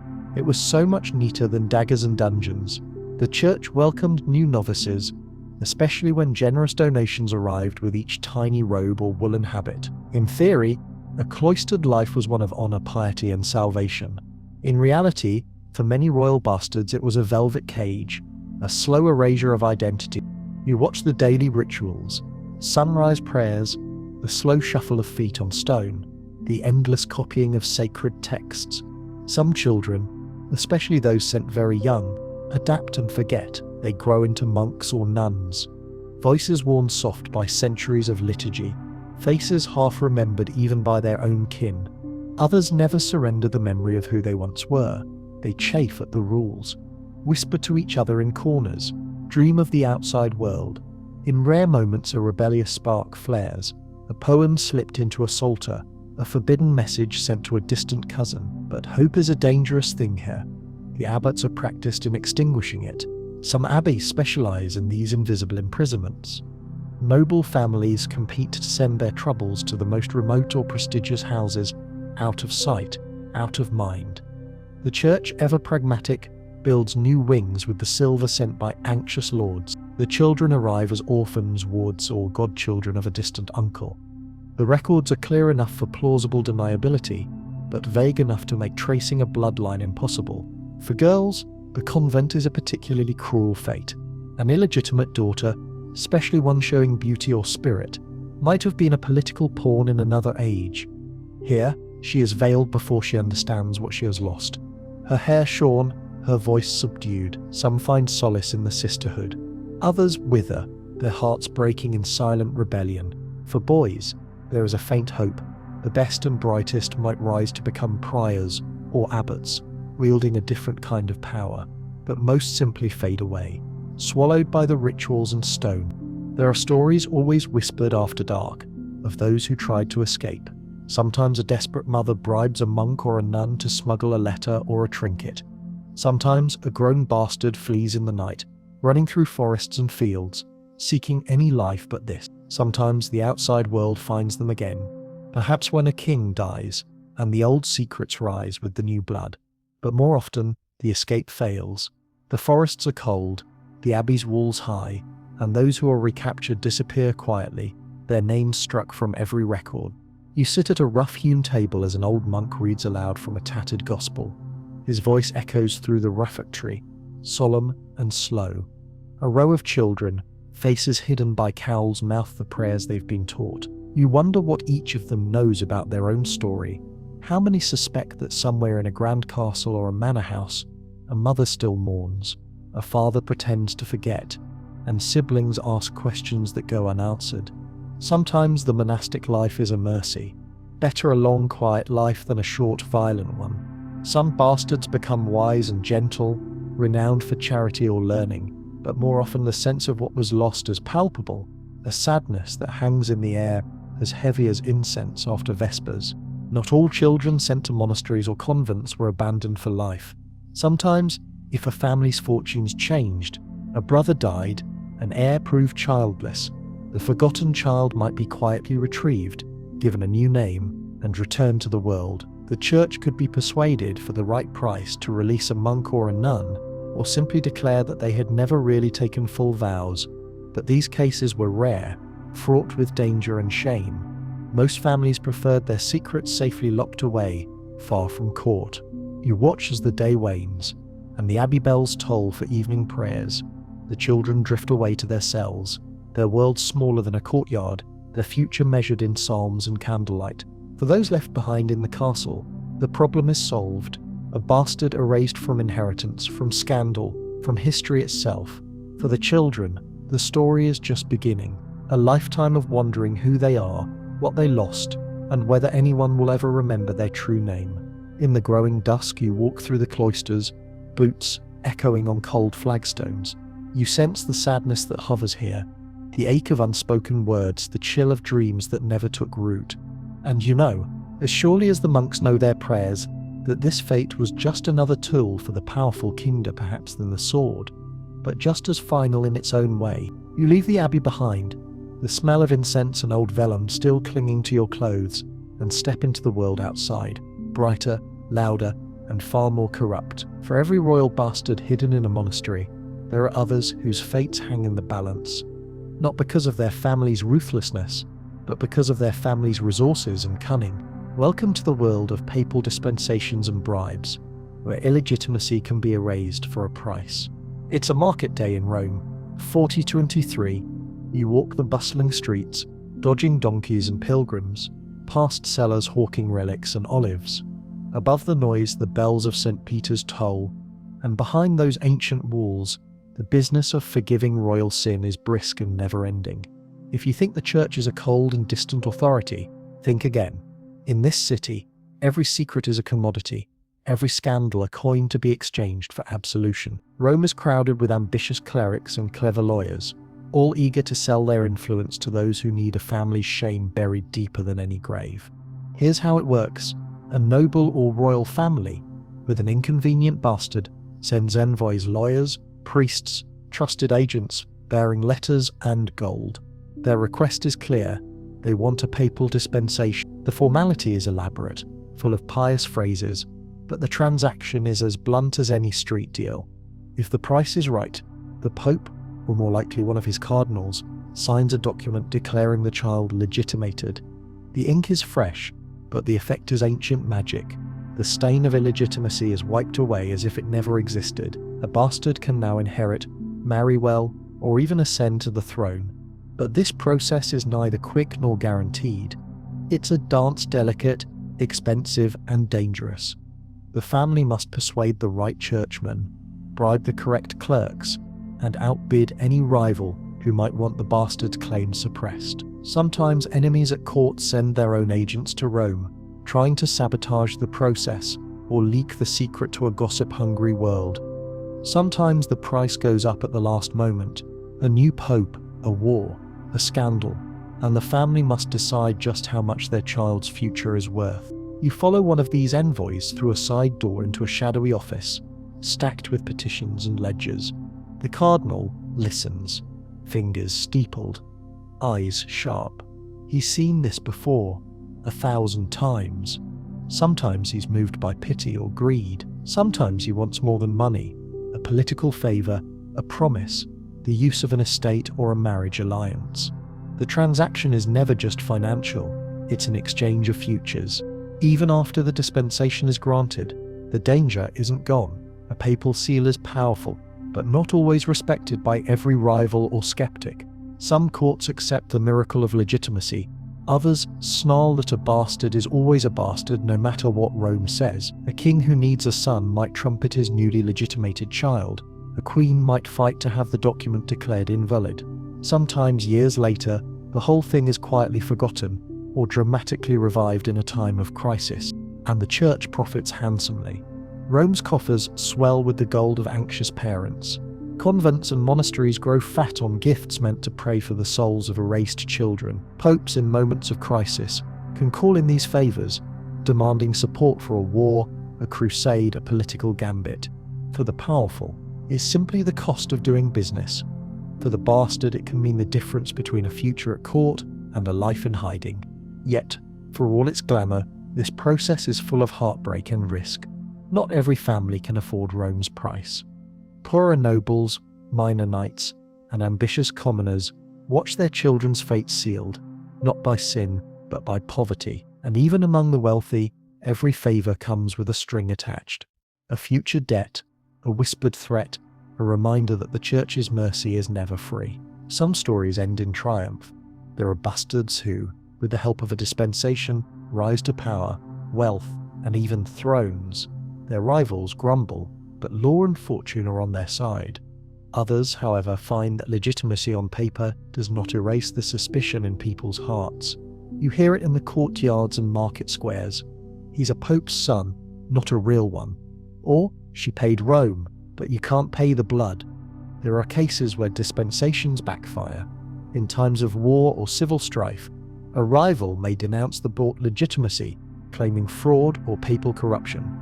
In the chaos, the old rules reassert themselves, and the bastard's future vanishes overnight. The document that once promised everything becomes a death sentence or a ticket to exile. It's not just about inheritance, either. Papal dispensations are needed for marriage alliances, especially when families want to avoid the shame of illegitimate blood joining their line. The negotiation can be fierce, sometimes lasting years, sometimes breaking entire alliances when Rome refuses or delays. A clever cardinal can play both sides, stringing along rival families, extracting promises, gold and favours from everyone.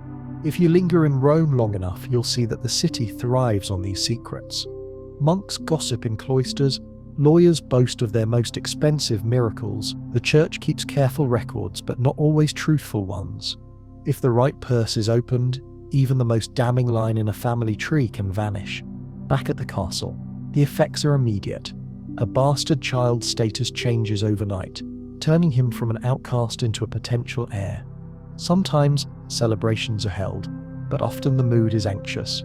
No one quite believes that a papal seal can change hearts as quickly as it changes the law. The Queen's allies grumble, the legitimate heirs glare. Rival claimants begin plotting anew. The game is never truly over, it's just moved to a higher, richer stage. You see, for every child whose fate is decided by violence, there are others whose futures are traded in whispers, signatures, and coins. In medieval Europe, the church stands at the crossroads of every ambition and every shame. Its blessings are for sale, its silence can be bought, and its power is felt in every cradle and grave. As you leave Rome, passing beneath ancient arches and the watchful eyes of marble saints, you realize that for the royal bastard, nothing is certain except uncertainty. One day erased, the next embraced. One day despised, the next declared chosen by God. The price is always high, and someone always pays it, if not in gold, then in peace of mind, or in the bitter knowledge that even salvation can be sold. The streets of Rome fade behind you, and with them the shadowy world of gold-forgiven sins. You're drawn back to the quieter corners of noble life, where history's record is even more silent. The fate of bastard daughters, while much is written about the dangers posed by illegitimate sons, the lives of these girls are often hidden, erased, or reimagined by chroniclers. Tonight you follow the overlooked, the forgotten, and sometimes the quietly dangerous. Picture a manor house outside Paris, 1317. The orchard is in bloom, bees hum in the soft evening, and on the terrace a girl in a plain gown weaves a garland of daisies. Her eyes are the same stormy grey as the Duke's, her hair a paler version of the Queen's. The servants call her the little one from the West Wing, and though she is spoken to kindly, there is a stiffness, a studied politeness. She has no last name, at least not the one she dreams of. To be a bastard daughter is to live half seen, half claimed, a story whispered behind a hand. What happens to these girls? Their brothers might be banished, hidden, or sent to abbeys, but for daughters, the choices are even more limited and often more heartbreaking. If you're born beautiful or clever, your fate can be a double-edged sword. Some noble families see their bastard daughters as diplomatic tools. In times of peace, they are married off to loyal knights, minor nobles, or ambitious merchants. These unions are less about affection than about influence, ways to buy allegiance or reward a faithful retainer. The wedding is rarely grand. Sometimes it's not even held in the family chapel, but in a quiet village church at dawn, attended only by the necessary witnesses. The dowry is small, the promises smaller. If you are less fortunate, plain, ill, or simply born in the wrong season, your options shrink further. Convents beckon, their doors opening with the jingle of coins. Here, you will live out your days as Sister Marie, Sister Agnes, Sister someone else. Your old name whispered only in the confessional, your past erased with each prayer. For some, the convent is shelter, a chance to find purpose or a sisterhood free from the dangers of court. For others, it is just another exile, with the world forever out of reach. But not every story is so quiet. Some bastard daughters grow up shrewd, watching the world from the shadows, learning its secrets. If they are lucky enough to catch the king's eye or the favour of a powerful courtier, their fortunes can change overnight. You'll find these rare women at court, sometimes in the service of a queen, sometimes as mistresses, or even wives to powerful men. Their lives are never easy, always a single whisper away from disgrace. But in a court built on secrets, knowledge can be the sharpest weapon. You walk with one such young woman through the castle gardens. She is 16, clever and quick-tongued. Her mother was a servant, her father a visiting noble. For years, she served as a companion to the legitimate daughters, learning to dance, read, and pour wine. But she's also learned the art of silence, the value of listening when others believe you cannot understand. Now, as she comes of age, the question hangs in the air: who will claim her and why? Sometimes, bastard daughters are at the center of intrigue.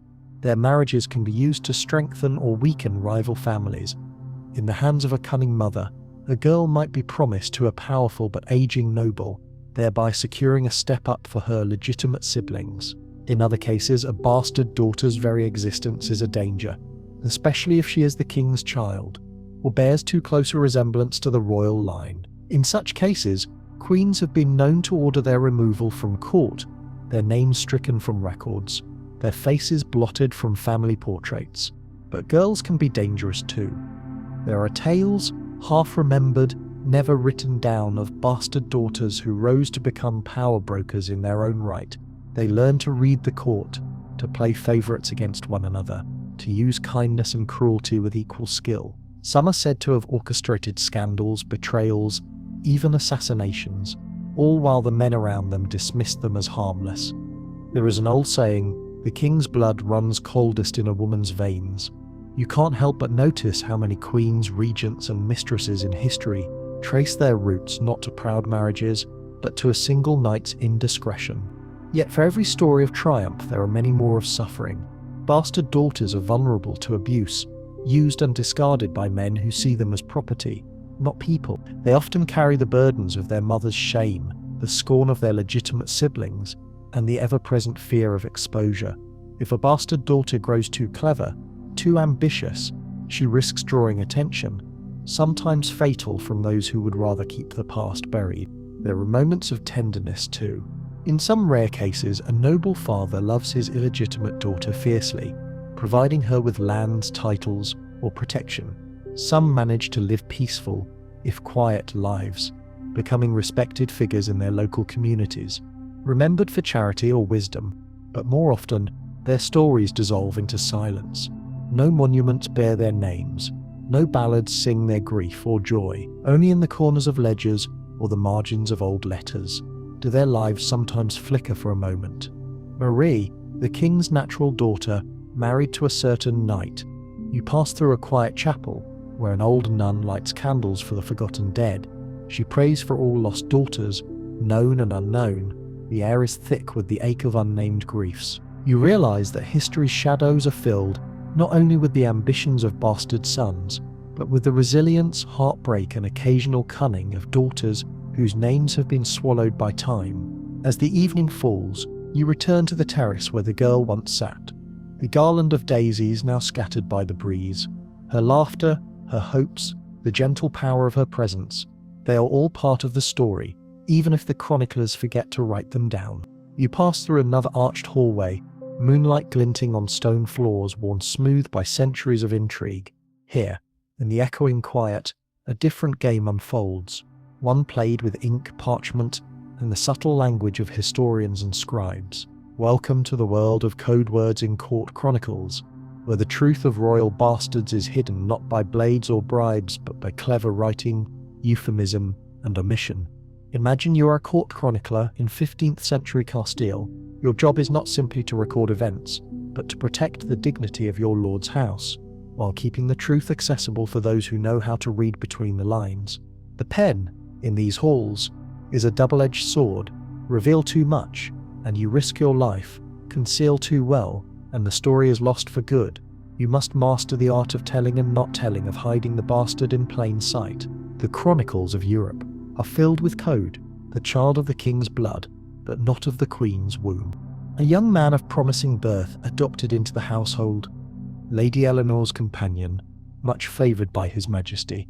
Each phrase is a window cracked open to those who know what to look for, a shuttered view to those who do not. You study the texts, their lines carefully inked by candlelight. A chronicler might use heraldic symbols, referring to a bar sinister, a diagonal line on a coat of arms, marking illegitimacy, rather than naming the child outright. Sometimes, a birth is mentioned with great celebration. A son was born to the king and queen followed. A few months later, by the briefest note, another child entered the world at Windsor, of noble but unspoken heritage. It is not just what is said, but what is not. A name missing from an otherwise complete list of children, a servant who is always present in the background of a painting, a ward sent away for education, never to return. Even dates can be manipulated. A clever scribe might fudge the calendar so a birth appears legitimate, or so that the passage of months suggests a baby was conceived after, not before, a royal marriage. Sometimes, euphemism is a shield. Taken into the household might mean a child was acknowledged without ever being named. Destined for the cloth is often a polite way of saying the child was sent to a monastery or convent, died young. Written in the margin can mean anything from a fever to a political murder. In certain families, the chronicler's quill was as deadly as any assassin's blade. One word changed, one line omitted, and a life vanished from history. There are times too when a bastard is celebrated in code. Think of William the Conqueror, known in his lifetime as William the Bastard, but always in official texts, Duke William. Or John of Gaunt, father to the Beaufort line, his illegitimate children quietly referred to as the children of Catherine, never of the king. You move through the castle's archives, scrolls and books stretching to the rafters. Some tomes are locked away, their bindings marked with cryptic symbols, a fleur-de-lis, a broken crown, a single black bar. Only the most trusted historians may read them, and even then, only in whispers. You can almost hear the nervous laughter of scribes who survived by their wits, erasing one name while leaving just enough for a future reader to guess the truth. Occasionally, code words slip into art and music as well. A tapestry might show a child with a hawk, symbol of the untamed, the wild-born. A stained glass window, paid for by a guilty father, might include a figure in the background with the wrong hair colour or wearing a half-concealed emblem. Ballads sing of secret sons or sorrowing maidens without ever naming the culprit. The careful omission of details is often the loudest admission of all. You find long, meandering descriptions of births, weddings, and deaths for the legitimate heirs, and only a silent gap, a single blank line, or a missing entry in a genealogy for a bastard. Sometimes a whole generation appears in rumour and legend, but nowhere in the official books. It is an art form, hiding history while hinting at it, leaving just enough for the curious, or the cunning, to follow the trail. But why this elaborate game? Why not simply state the facts? Because the written record is a weapon. A bastard named and acknowledged becomes a rallying point for rivals, a pawn for foreign kings, a threat to the line. If you write too much, you invite scandal. If you write too little, you risk forgetting the lessons of the past. Chroniclers walk a razor's edge, protecting their patrons and their own necks with every word. You imagine a young scribe, quill trembling, as a lord leans in. Remember, write nothing you wouldn't swear to under pain of death.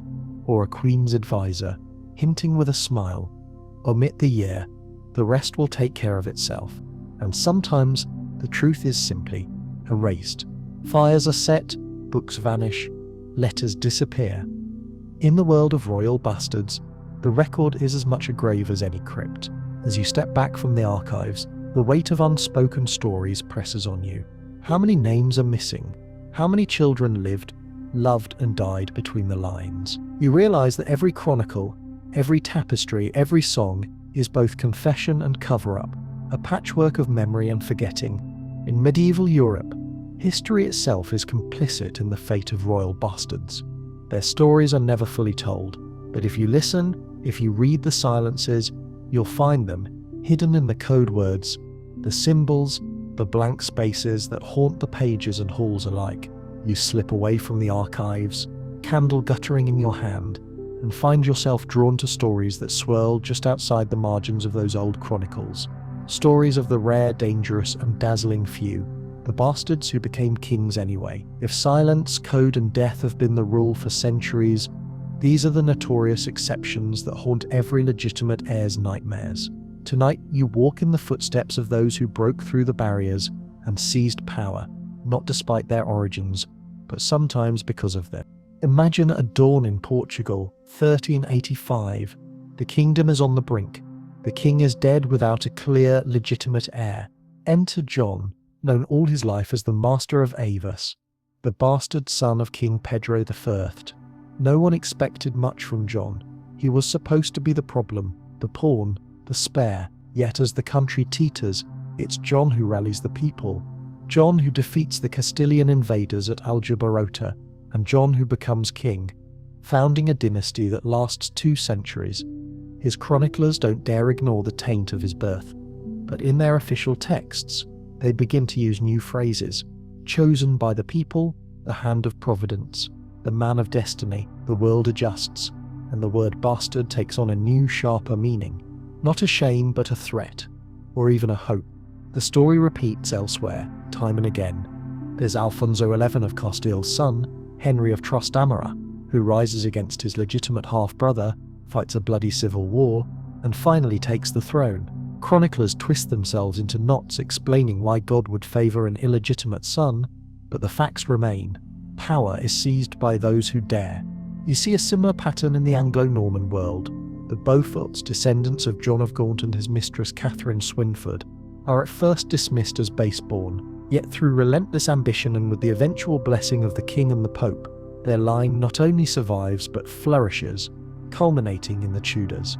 Henry VII, descended from both the Beauforts and other unofficial branches, wins the throne at Bosworth Field. The new king, perhaps aware that his own claim is woven from more scandal than ceremony, works feverishly to rewrite history, commission grand tombs, and produce heirs whose legitimacy can never be doubted. But the path from bastard to king is never straight, never safe. For every John of Portugal or Henry Tudor, there are dozens, hundreds, who tried and failed, whose bones paved the road to power. What makes the difference? Sometimes it's raw charisma. Sometimes it's a moment of crisis that lets outsiders in. More often, it's ruthless calculation, the ability to make allies of old enemies, and a will to survive betrayals that would destroy anyone less desperate.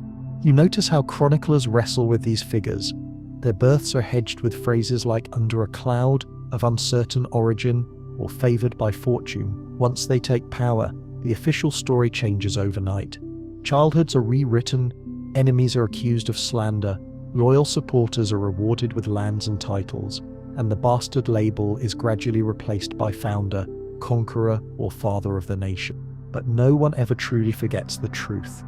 Even centuries later, when poets and historians praise the wisdom or might of these upstart kings, a sly whisper always lingers.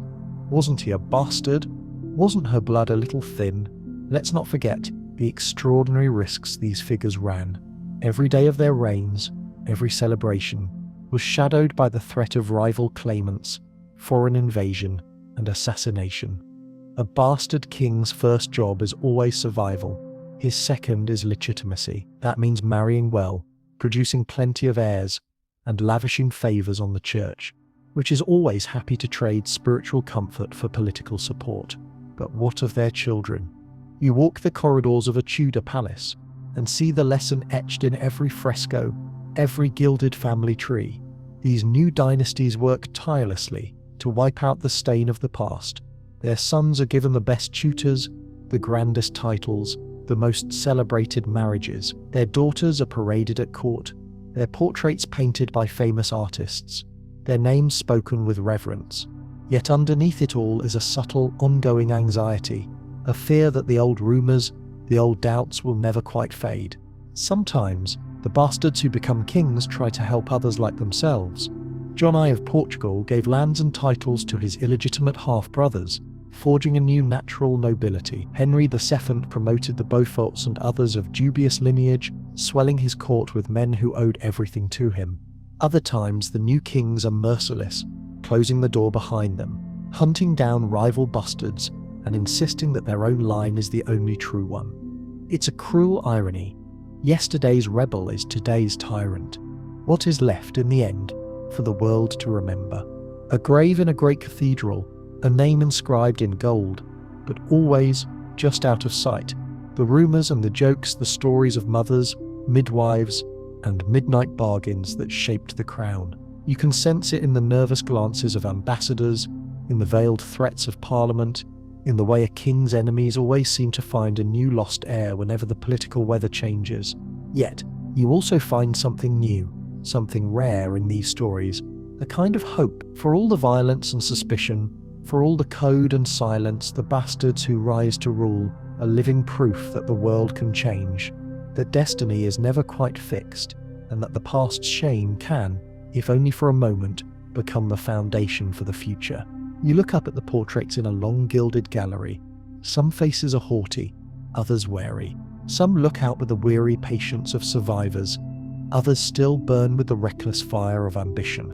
It's here, at the edge of the known and the forbidden, that you understand the true story of royal bastards isn't just about fear, or scandal, or blood. It's about possibility, the wild card that history never entirely plays out.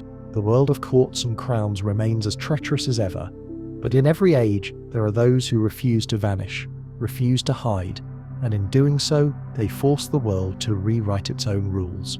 A bastard king is a warning, and a promise, a scandal and a hope, and as long as power can change hands, their stories will always be waiting, just beyond the next turn in the corridor. The hours have slipped into the deep hush before dawn. You wander the castle one last time, past shattered windows and sleeping guards, past the cold marble of ancestor statues. Outside, a pale mist curls along the moat, and somewhere in the stables a lonely horse stamps and sighs. Step out through the heavy doors, boots crunching on gravel. Imagine the centuries rolling forward, from the medieval courts of France and England, through Renaissance intrigue and revolution, into the age of headlines and television. You might think the anxieties about illegitimate children would vanish with time, swept away by new laws and new ideas about blood, power, and worth. But as you stand in the grey light, you realise history lingers, and its oldest fears are the ones hardest to erase. In the grand salons of 18th century Europe, kings and princes still whispered about natural children, arranging secret pensions and quiet marriages. In Victorian England, scandalous tales of hidden heirs and forbidden affairs filled the gossip columns. Even today, the rumour of a hidden child can spark lawsuits, headlines, and the collapse of political careers. The same questions echo. Is the bloodline secure? Who will inherit? What secrets lie waiting to surface? You see it most clearly wherever power is at stake. The illegitimate child, once a pawn or a threat to a medieval throne, is still news in modern monarchies. The court of the Windsors, the Grandellas of Monaco, the Bourbon pretenders in Spain, all have stories, some public, some tightly locked away, of children born outside official marriages, claims made, denied, or sometimes quietly accommodated. The details change. DNA tests instead of bribes to Rome, legal settlements instead of midnight hunts, but the anxiety remains. What if the past comes knocking? It's not just royalty. Great aristocratic families, old landowners, even modern celebrities and politicians. Their stories are haunted by paternity tests, contested wills, the sudden appearance of someone with the family chin or the unmistakable eyes. Lawyers take the place of chroniclers, but the old games continue. Who is recognized, who is paid off, who is erased? Now step back, just for a moment, into the present. Social media hums with rumors about hidden heirs and secret children. Courts debate the rights of children born out of wedlock. Films and novels revisit the stories you've walked through tonight, dressing old fears in new clothes. Sometimes it seems we are just better at hiding what we used to erase or at turning ancient scandals into spectacle. The castle is silent now, but the stories linger. The fate of royal bastards was always about more than just power. It was about the struggle to belong, to be seen, to survive when the world wishes you gone. In every generation, someone is left to wonder if their story will be erased or if they might, against all odds, force the world to remember them. The mist thickens, the first bird calls, and you turn back toward the warmth of your own time. Let the castle rest for now. In the quiet that remains, you hear the pulse of history, soft but steady, persistent as a heartbeat. Every kingdom, every family, every person carries secrets. The lesson of the royal bastard is simple. What we fear, we try to hide. What we hide, we cannot always destroy. And sometimes, just sometimes, the truth rises up to claim its place, unexpected, undeniable, unforgettable. You have travelled a long twisting road tonight, through courts and chapels, through birthrooms and battlefields, through the silent spaces between lines in ancient books. You've met queens who plotted, mothers who grieved, children who hoped and vanished, and a few who rose against all odds. The world of royal bastards was a world of peril, but also one of courage, endurance, and the quiet, stubborn pulse of possibility. As you settle into sleep, let history's burdens grow light. Let the worries of blood and lineage fade, replaced by the steady comfort of your own breath, your own place, your own worth. In the hush of this final moment, remember, no matter how tangled the past, each of us carries a story, and every story matters. Good night, traveller. May your dreams be peaceful, your secrets gentle, and your heart untroubled by the shadows of ancient fears. Sweet dreams.